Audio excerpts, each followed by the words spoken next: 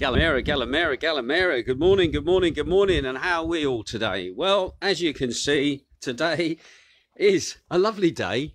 Yesterday, the weather was really weird. You might remember yesterday we had heavy cloud that was hanging over Macardo. I did go into town yesterday to do some banking and sort some stuff out. And I've got to be honest, the weather in town was absolutely lovely. But every time when I was driving back towards Macardo, these ominous black clouds were still hanging over our area. But anyway, today they seem to have moved on. It's a beautiful day, although I've got to be honest, it is a bit chilly this morning. There was talk in the national press of bad weather on the way. I'm not sure if they've had any of that up at the north end of the country, but we certainly have got lovely clear blue skies at the moment, and just looking over, just a few wisps of cloud, nothing to be concerned about.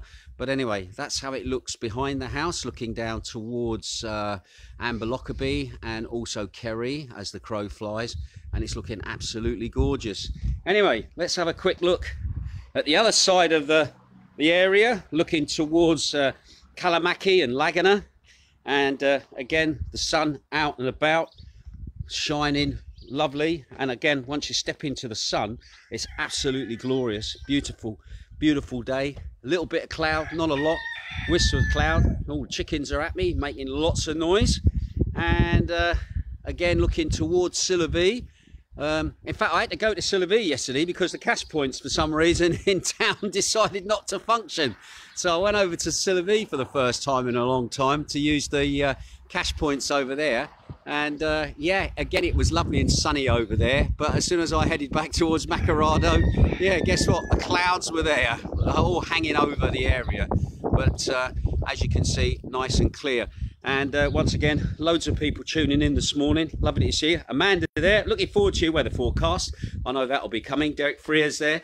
Also, Derek Cole as well over there in Cyprus tuning in.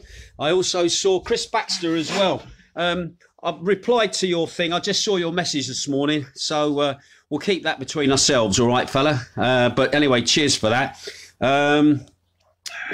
Also as well, just to say that this morning I posted up a memory this morning, and I can't believe it's a year. This time last year it was Sunday and we were having a carnival this time last year. Big civil disobedience by people here who said, sod it, we've worked hard to get this carnival sorted. The authorities said they were going to shut it down, but it still went ahead. People took to the streets, and it was probably the last gasp of freedom as we know it when we think about it. And this year, obviously, we're not going to see any carnival, anything like that. We're going to stay locked down, and it's not going to happen. But it's interesting, actually, that I made my dance anthem show for this Saturday, this Friday night, and it's based around carnival. So it's a carnival themed show, and reliving the memories of what carnival is like here, which again we're probably not going to see for a very, very long time, the way things are looking at the moment. Anyway, let's have a quick look at what's been going on in the way of the stats and figures for here in Greece. Right, today is 116 days that we've been locked down, and it's the 2nd of March, and it is a Tuesday. Anyway, COVID in the last 24 hours. Again, COVID infections have been going down in the last 24 hours. The other day I reported 1,269 new infections, and today I can report to you 1,176 new infections recorded. That brings the grand total of infections since the pandemic started last year to 192,270, of which 51% were male people who are suffering from that. Now, as for people coming into the country with the infection, only one case was reported lastly, but unfortunately yesterday there's been 4 new cases identified at ports of entry into the country. Now, according to the national statistics, this is what the national figures were reported last night. There were 4 new cases on Lefkada, and Lefkada is in state yellow. No cases reported on Kefalonia, who are in state red. 1 case reported in Corfu, and they're in state yellow. and 3 new cases were reported in Zakynthos on the national stats. However, locally on the ground, there were 5 cases yesterday, and I'll just quickly go over those. So on Monday, the 1st of March, we had our first case, who was a 7-year-old boy. He was a student in the 2nd grade of the 1st primary school. All right. He obviously went to the hospital suffering from mild symptoms. He went with his 40-year-old father. His dad also suffering from mild symptoms, and they both tested positive and were then sent home to quarantine. There was a 3rd case later in the day. He was also a 40-year-old man who went to the hospital for a test because he wasn't feeling too well. He was diagnosed with the coronavirus and obviously sent home to isolate for 14 days. Now, the 4th case concerns a 9-year-old girl who was a child of the 2nd 40-year-old who had gone to the hospital. Now, she also showed signs and symptoms, tested positive. She's a pupil at the 4th grade in the 1st primary school. And then last night, a 47-year-old woman went for a test to the hospital, again suffering from mild symptoms, tested positive, and she has been sent home to self-isolate for 14 days. So as you can see, we are seeing right across the board now between young children and also adults getting virus symptoms, although they are only mild. And they seem to be, as far as we're aware, okay. They've been sent home to quarantine for 14 days, and doesn't seem to be any sort of dramas there at the moment. Anyway, just to let you know that Zakynthos has had 108 positive cases since the beginning of the year, 70 cases for the month of February. And already for March, we've had 5 cases here on the island, and it is the 2nd of March. But we will wait and see. Right, now, as concerning deaths then, deaths from across Greece are down today. The other day I reported 36 deaths, and today it's been reported there's been 30 new deaths across Greece, bringing the total now of fatalities since the pandemic started to 6,534. The average age of those people is around about 79 years of age, and 96.4% of those people have underlying health problems or were over the age of 70. And just to put that in context, the average daily death rate in Greece in 2019 was about 329 deaths a day. All right. And as yet, we've only had 1 death this year from coronavirus in Zakynthos, and that was in February, and that was a 70-year-old lady who had underlying health conditions. Anyway, as for critical cases, they're up slightly as well. Yesterday I reported 391. Now it is 406. 286 of those are male, 120 of those are female. Average age for people in critical care is 68 years of age, and 86% of those have underlying health conditions or are over the age of 70. So those are the stats then for today. Right now, Greek health experts recommended on Monday the extension of the lockdown by at least another week to the 15th of March. Now, we already said we felt that that was coming anyway, because the 14th of March would be when the final carnival parade would have been held, and we have been kind of been nurtured, shall we say here, that we're not going to come out of lockdown until the 15th of March. Anyway, the government is citing existing epidemiological data for the region. Mainly, it is Attica that is the cause for concern. That's the Athens area. Now, Shamblos Gouras, the professor of medicine at the University of Patra, and he's also a member of the government COVID-19 committee of experts, was speaking on Sky TV yesterday, and he favoured the extension of a hard lockdown until the 15th of March, saying there is significant viral load in Attica, which is combined with an increased pressure on the health system. He also said this is the worst possible combination at the moment in Attica, he said, noting that the next 15 days will be crucial in tackling the spread. Right, all very dramatic language as always. Anyway, Georgios said the current restrictions are not applied properly by the public. He was also asked about advice for Greeks looking forward to Thursday's Zakynthos, which for me is one of the best days of the year. I love Zakynthos. It's one of the highlights of living in Greece. And some people know it as Burnt Thursday, but basically it's the 11 days before the beginning of the Greek Orthodox Lent. People traditionally all gather to eat lots of souvlaki, drink lots of wine, and basically have a bit of a party before Lent begins. Anyway, Gorgias said that families should not invite guests to prevent the spread of the virus. And also, again, an environmental engineering professor, Diamitis Sagananis, told Ant TV yesterday as well that virus numbers have not improved much because citizens are not implying the restrictions on movement vigorously. The efficiency of the existing measures compared to March 2020 is at 45%, he said. And at the same time, he said that coronavirus mutations also pose a significant problem to halting the contagion. Anyway, the current hard lockdown, which was initially expected to last until the end of February, was then extended last week to the 8th of March. We know it's going to get locked down, and we are not going to see Zakynthos as we would normally see it. We're certainly not going to see Carnival here as normally as we will see it. So we will wait and see. Well, put it this way. Let's just wait and see what the expected is. And we know what the expected is. And we just have to get on with it, won't we? And it'll be interesting to see. Oh, yeah. I'll come on to that in a tick anyway.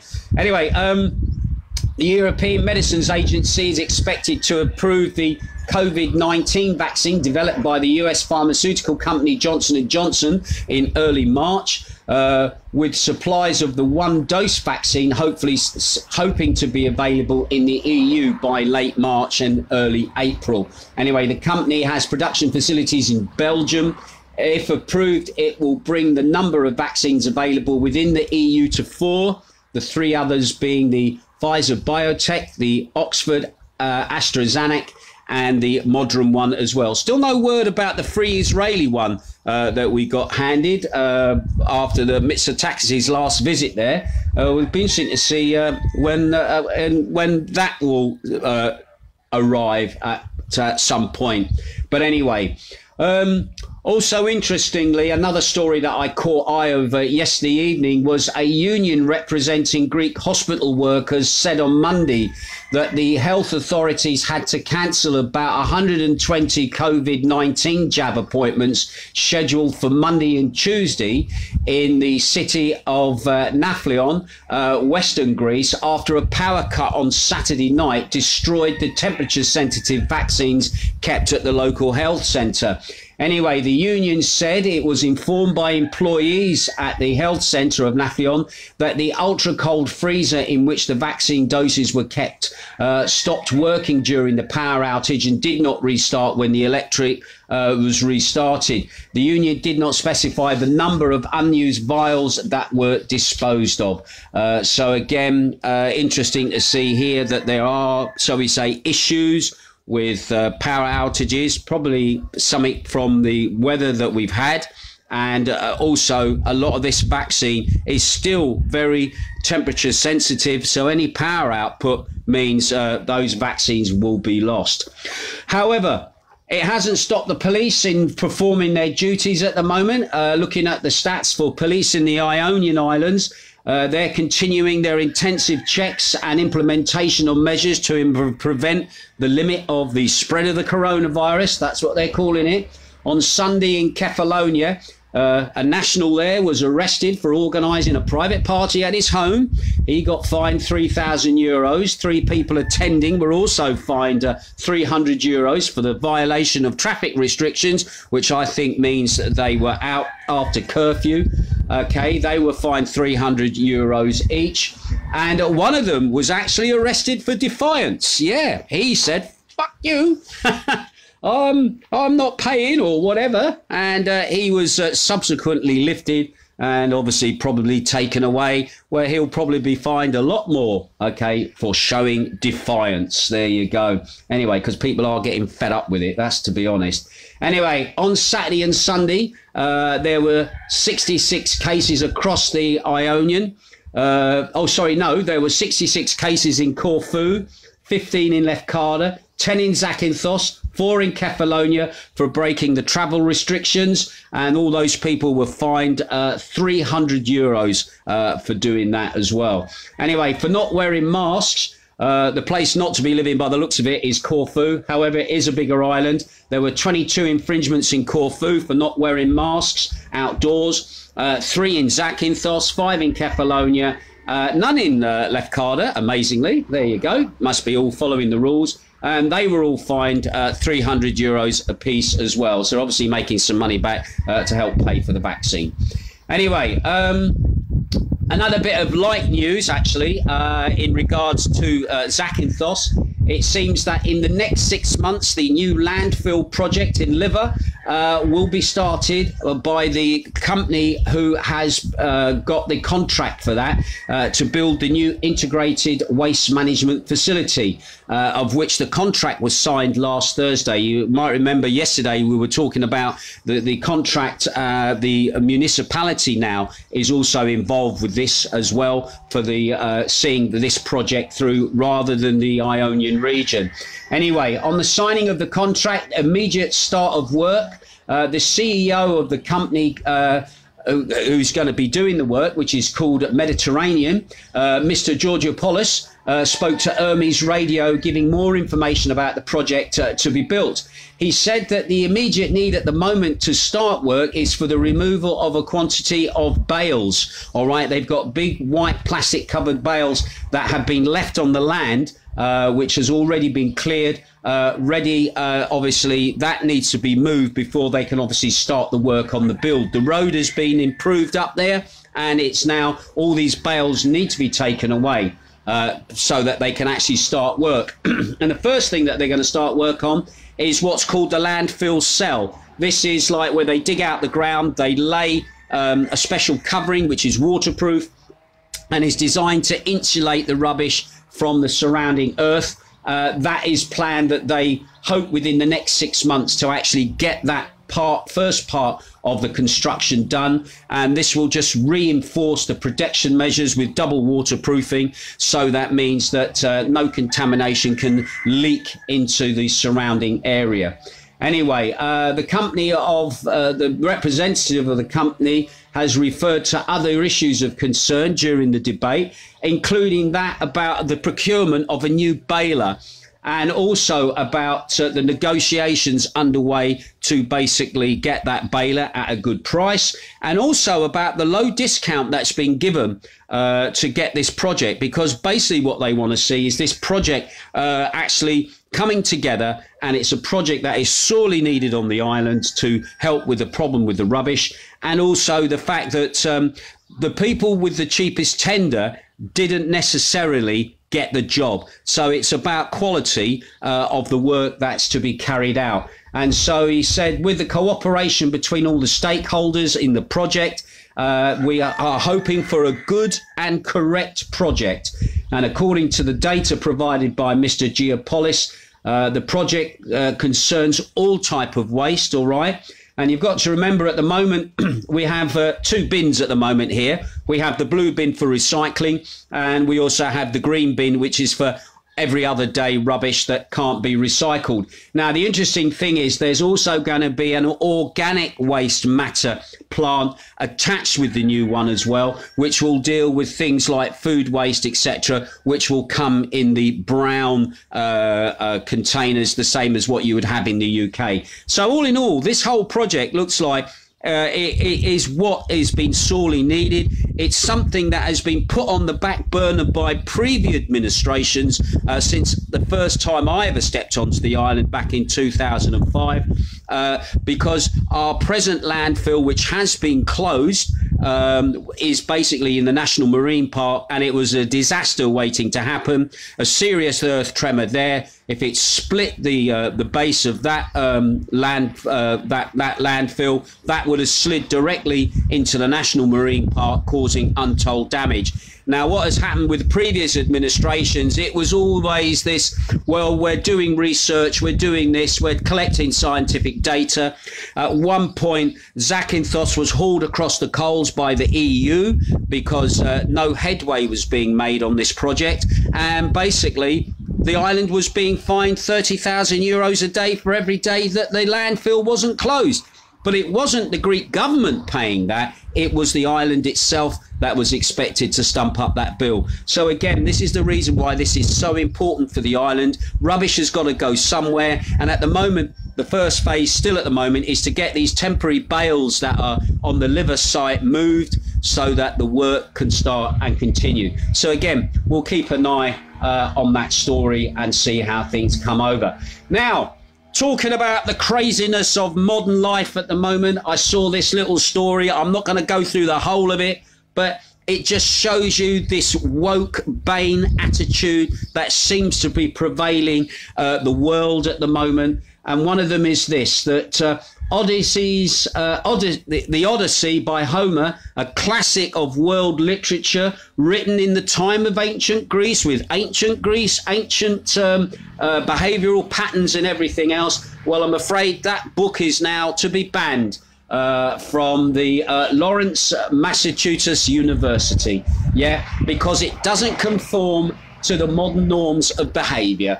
Yeah, the move, reported recently by the Wall Street Journal, appears to stem from the social justice movement created by Twitter users called Disrupt Text hashtag.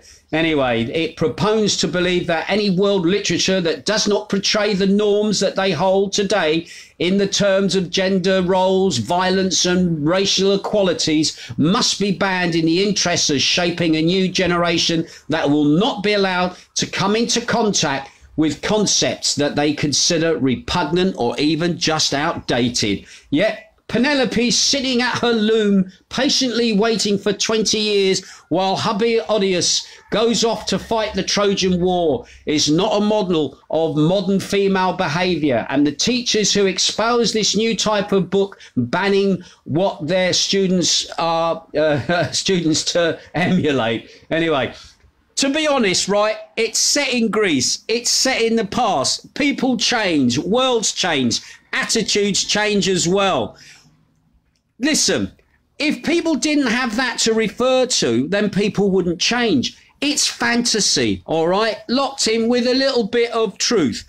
It's also a mystery of that era as well. Does that mean Ray Harryhausen films, The Seven Voyages of Sinbad, and all of that are now going to be deemed politically incorrect to watch because of the way that it shows skeletons fighting outside ancient Greek ruins? I don't know. But to be honest, it is ridiculous. If my advice to you is, if you come here on holiday, you can get a children's book in English all about the Homer and the Odyssey. Have a sit and have a read. And don't forget, the Odyssey actually happened very close to the island. Kefalonia is where Odious was trying to get to. Ithaca was the island, which was the seat of ancient Greek rule at the time. And at that time, Kefalonia and Ithaca were actually linked together. So they reckon that Odious actually arrived in Kefalonia, went all the way through Kefalonia, and then walked to Ithaca to go claim his throne back. And you've got to remember, there's a little bit of argy-bargy between Zakynthos and Kefalonia, and it's all over the Trojan Wars, because we refused to fight in the Trojan Wars initially. However, Zakynthos being Zakynthos, guess what they did? They said, listen, guys, bring your trimarines in. We will waterproof them for you down at the oil flats and tar flats in Kerry, so that your vessels will be waterproof and you can go off and fight the Trojan Wars. It wasn't until an ultimatum was made that 20 men from here were to go and fight in the wars, that, and in the end, Zakynthos had to capitulate and send people to fight in the Trojan Wars. And unfortunately, those guys were killed, not through fighting in the wars, but because it was believed that they were having an affair with the Queen Odysseus's queen, because she was in effect trying to run the country while he was away trying to get back. A fascinating story, and that is one of the reasons why I actually think that Kephallonia and Zakynthos don't really get on, because it can be traced back to the era of the Odyssey. But anyway, that's me surmising that. I just thought you might want to know a little bit of history on that. Anyway, let's have a quick look, see who's tuning in. Emma Markey's watching, lovely to see you. Lindsay Lamb is also tuning in as well. Barry Leatherdale is watching as well. Sean Bowen is also watching. Nice to see you tuning in, Shane. You're going to love the show on Saturday. On Friday, the dance anthems, which is all going to be carnival style. You're going to love that. Andrew the Fridge Watkins in Wales is tuning in. Chris Baxter, nice to chat to you yesterday, Chris. I've given you a private PM, a way that I think you should approach your thing at the moment, and we'll be looking forward to seeing you back here as soon as you can get back, all right? Ian Booth is also watching as well. He says, good morning, DJ Ginge Coldwell. Good morning to you, Ian. That's very formal this morning, Ian, but nice to see you. Derek and Bridget Cole over there in Cyprus are tuning in as well. I hope that your slight lifting of restrictions is going well for you at the moment. You've got a few more freedoms than us, than what we've got here. However, on the other hand, your nightly curfew is still outlandishly early in the evening. Wiggy Winstanley, the ambassador for Wigan in Cyprus, is also tuning in as well. Lovely to see you checking out as well, buddy. I'm making my Northern Soul show today, ready for Sunday, so I'll give you a shout on that one, fella. Anyway, Shan Bowen, he says, Gallimera from a calm and foggy Exmoor. Oh, bless. Amanda Gregory says, oh, here we come. Here comes the news for the weather forecast. Morning, Ginge. Some cloud today, but it remains sunny, high of 15 degrees with a pleasant breeze. Will feel like 19 degrees. Have a good day. I will do as well. Derek Freer is watching as well. Amanda Gregory is obviously watching. Wiggy's watching from Wigan or from Winstanley, whatever. Dave Rubins, rub it in. Why don't you? Your blue skies and warm weather. I know, Dave, but it's still got that chilly air. And as I'm looking now, it's gone a bit grey, actually. The clouds are back again. How the weather changes. Jamie McKay Gunn is looking in. Nice to see you. Also as well, Julie Allen is watching. Nick Haviland is watching. Nice to hear that you're on the mend, fella. Hope you're staying good, all right? Calimera, Sue and Owen. Jerry Coyle is watching. Peter Dyer is watching. Gallimera Ginge, have a great day. Chick Ballantyne is watching. Raffridge Buddy. Geraldine Blow is watching. Rihanna Mitchell is watching as well. That's a new name. Nice to see you, Rihanna. Dean Parler is looking as well. Brian Darlington is watching as well. Nice to see you. Tony Dodgy Barra is what. I love that, Tony Dodgy Barra. Okay. Who else have we got?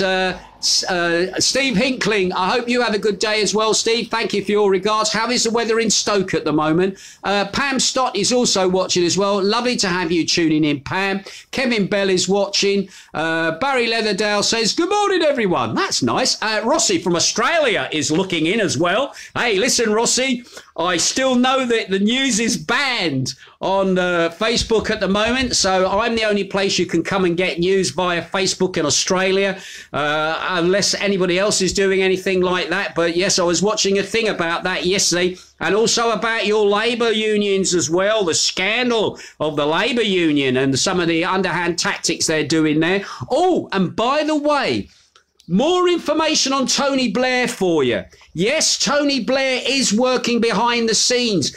Tony Blair is the man who is pushing for the COVID passport and the COVID vaccination certificate as well. Tony Blair has been negotiating where Boris Johnson should be negotiating in regards to tourism and holidays and everything else. And don't be too surprised if we see Tony Blair turn up here in Greece, looking either to support Mitsotakis in his bid, all right, to get the EU vaccination certificate, because that is still in abatement at the moment as to whether that is going to happen or not.